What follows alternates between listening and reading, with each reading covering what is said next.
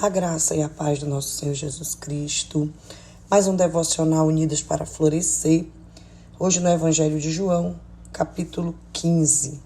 Sempre recomendo que você faça a leitura de todo o capítulo na sua Bíblia, marcando os versículos que você sente Deus falar ao teu coração e depois ouvindo esta reflexão para edificar a tua vida. Vamos à leitura da palavra de alguns versículos do Evangelho de João, capítulo 15. Eu sou a videira verdadeira e meu Pai é o agricultor. Toda vara em mim que não dá fruto, ele atira e limpa toda que dá fruto, para que dê ainda mais. Vós já estáis limpos pela palavra que vos tenho falado. Permanecei em mim, e eu permanecerei em vós. Como a vara por si mesma não pode dar fruto, se não estiver na videira, assim nem vós, se não estiverdes em mim.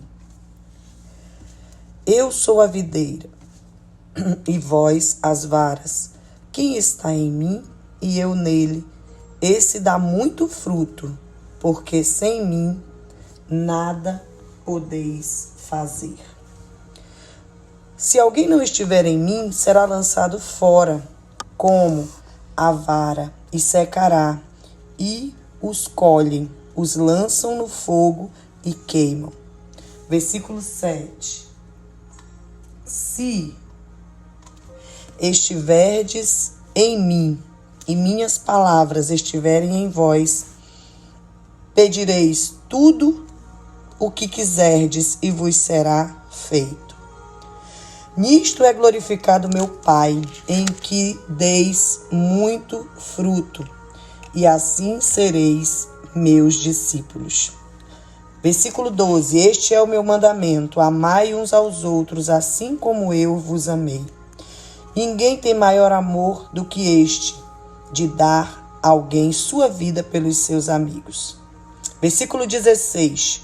Não fostes vós que me escolhestes, mas eu vos escolhi, e vos designei a ir e dar fruto, e fruto que permaneça, para que o Pai lhes conceda tudo o que pedirdes a Ele em meu nome. Nos primeiros versículos aqui do capítulo 15, do versículo 1 ao 5, Jesus ele diz que nós somos a vara que precisa estar totalmente ali ligada na videira. Ele diz que ele é a videira. Eu sou a videira e meu Pai é o agricultor. Toda vara em mim que não dá fruto, ele atira e limpa toda que dá fruto, para que dê ainda mais. Então nós precisamos estar totalmente ligados em Cristo. No versículo 4 ele diz: permanecei em mim e eu permanecerei em vós. Como a vara por si mesma não pode dar fruto, se não estiver na videira, assim nem vós, se não estiverdes em mim. E aí ele faz a declaração no versículo 5, eu sou a videira e vós as varas. Muitas vezes nós achamos que os dias vão passando e hoje em dia cada vez mais rápido o tempo está passando e muitas pessoas vão sendo arrastadas pelo tempo. Elas não conseguem dar frutos e não conseguem fazer nada que as deixe realizadas, plenas. É uma insatisfação sempre. Nós vivemos atualmente dias de total, muitas vezes, apatia emocional, espiritual. porque são dias onde se valoriza muito o lazer, o entretenimento, onde muitas vezes, apesar das pessoas estarem rodeadas de uma multidão, se sentem sozinhos e acham que não adianta fazer nada, porque parece que nada satisfaz. É muito triste hoje em dia nós vermos quantas pessoas, às vezes do nosso próprio convívio, foram apanhados nesse engano do hoje em dia a gente tem que comer e beber, porque a única certeza que a gente tem é que vai morrer mesmo. Tem gente que vive assim, né? Diz assim, comamos ou bebamos, que amanhã morreremos, né? Tanto faz. E, na verdade, é um grande engano, porque a vida não é só comer, beber e morrer.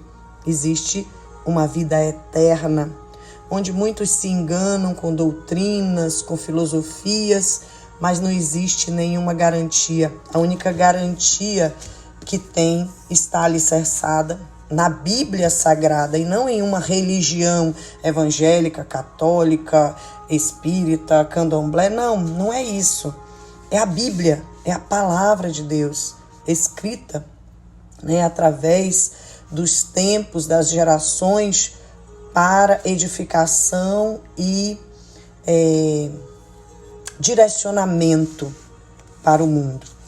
Então, todos sabemos que a vida, ela é um sopro, mas também todos têm conhecimento de que a vida não acaba com a morte. Existe um grande mistério que só será revelado quando Jesus arrebatar a sua igreja, quando Jesus ele voltar para aqueles que se renderem a ele. Então, tem um outro grupo de pessoas, além desse, que vamos comer, beber, porque é comer, beber e morrer. E a gente sabe que essa não é a realidade. Mas tem um outro grupo de pessoas que elas vivem ali presas na roda da vida, daquele ativismo, né, vazio do eu. E embora muitas vezes são pessoas que fazem muitas coisas, muitas atividades, estão até em evidência na mídia, na sociedade, no meio dos amigos, mas tudo que se faz é fugaz, não permanece. E isso explica, em grande parte, a insatisfação dessa geração hoje. Porque, na verdade, nós fomos criados por Deus para produzir frutos, né? Quem não consegue ter essa satisfação de estar fazendo algo significativo pela vida de alguém, por um grupo de pessoas, por uma visão, fica incompleto e frustrado. Não importa o que você faça, não importa se fizer sem o direcionamento do Senhor, é algo vazio, né, que não tem sentido. Mas quando a gente caminha um pouco mais aqui neste capítulo 15, chegamos no versículo 7, Jesus ele diz assim: se estiverdes em mim e minhas palavras estiverem em vós, pedireis tudo o que quiserdes e vos será feito. E aí a gente para refletir sobre a oração. A Bíblia, em todo o seu conteúdo, ela nos ensina que Deus já sabe tudo o que nós necessitamos, antes mesmo que nós venhamos a pedir. Está lá em Mateus capítulo 6, versículo 8. E diante dessa verdade, que nós temos consciência dela, que o nosso Deus é poderoso, é soberano, é onisciente, onipresente, onipotente. Algumas pessoas às vezes chegam a ficar confusas sobre o porquê orar então. Afinal, Deus já conhece todas as coisas, mas eu entendo que o principal motivo pelo qual nós, cristãos, devemos orar é o poder transformador que a oração provoca em nós. Não se trata da soberania de Deus, dele saber ou não saber. Ele sabe todas as coisas. A questão é que nós é quem precisamos buscar desenvolver essa relação, essa intimidade com o Pai e com o Espírito Santo. Então, quando nós falamos com Deus, tudo vai mudando. Quando nós começamos a desenvolver um relacionamento de amizade, de amor, de reciprocidade entre a vontade de Deus e a nossa vontade, quando nós começamos a orar e vemos que Deus ele vai alinhando o desejo do nosso coração ao propósito dele, nós começamos a enxergar o mundo com os olhos de Deus. E essa visão, aperfeiçoada a cada dia através do poder da oração, ela vai provocando profundas e marcantes mudanças em nós. Jesus, o próprio Deus encarnado, ele investia tempo em oração. Nós vemos em todos os momentos ali dos evangelhos, em algum momento da sua caminhada, quando ele entrava numa vila, quando ele ia operar algum milagre, sempre a Bíblia relata. E Jesus subiu ao monte para orar.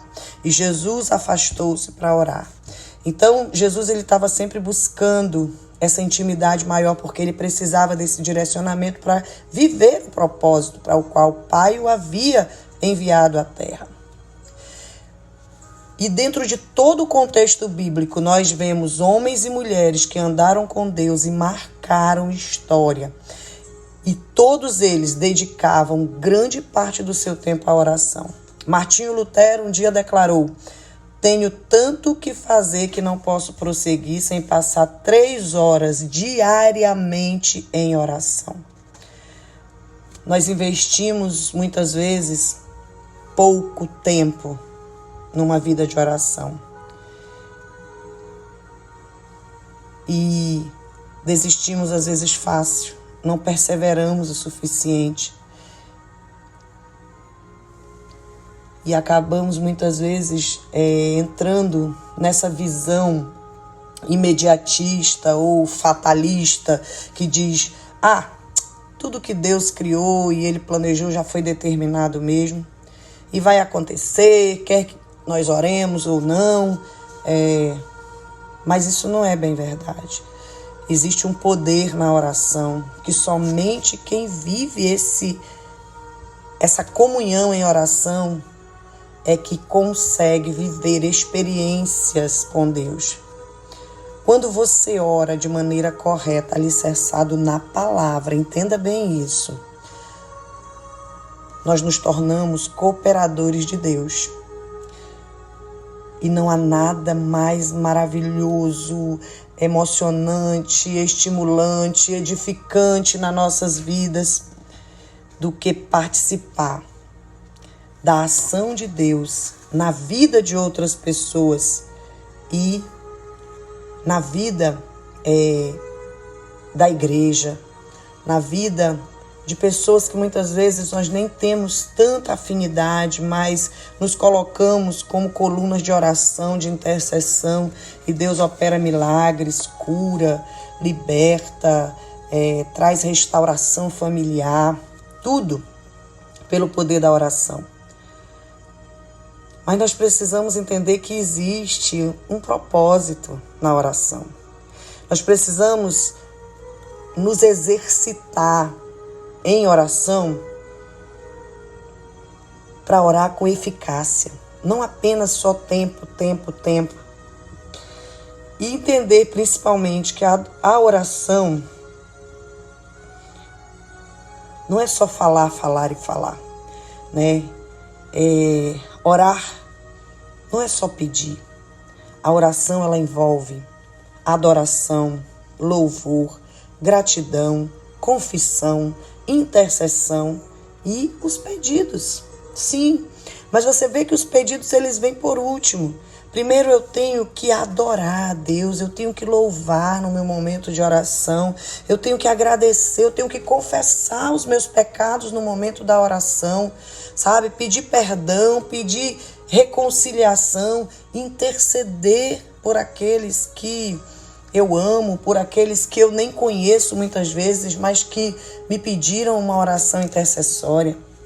Então, quando nós limitamos esse poder da oração, nós deixamos de receber grandes vitórias por não desenvolvermos o hábito de ter uma comunhão plena com Deus.